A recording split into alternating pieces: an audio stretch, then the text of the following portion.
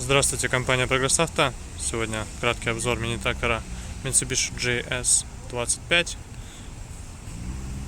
Пришел к нам свеженький полноприводный трактор с резой. Поэтому сейчас постепенно начнем, как обычно, с резины. Передняя правая шина. Такое вот состояние. Видно, что есть на ней уже трещины по боковине. То есть от хранения она рассохлась. Такая вот у него мордочка. Передняя левая шина. То же самое, остаток еще приемлемый, но вот трещины мелкие по боковинке присутствуют. Чуть-чуть рассохлась резина.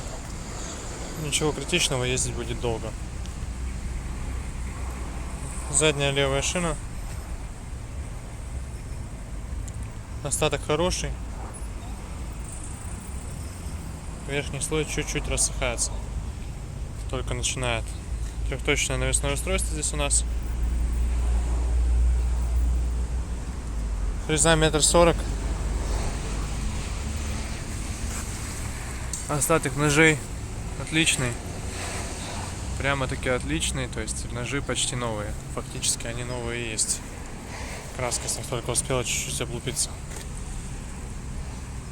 Правая задняя шина по остатку в таком же состоянии, как и левая. То есть остаток еще хороший. Немножечко подсыхает сверху. Сразу расскажу о месте водителя. Что у нас здесь есть. Здесь у нас по правой стороне, видите, как обычно, регулировка положения фрезы автозаглубления.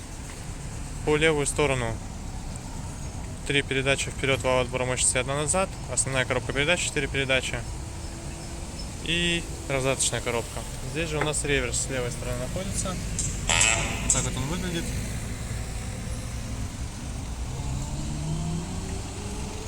По наработке 757 моточасов. Понятное дело, как обычно, ручной газ, ручничок и быстрый разворот. Поэтому такой вот тракторочек у нас приехал. Приезжайте, смотрите, будем рады показать. Естественно, все расскажем, дадим прокатиться, попробовать на нем проехать самим. Приезжайте, Progress Auto. Всего доброго.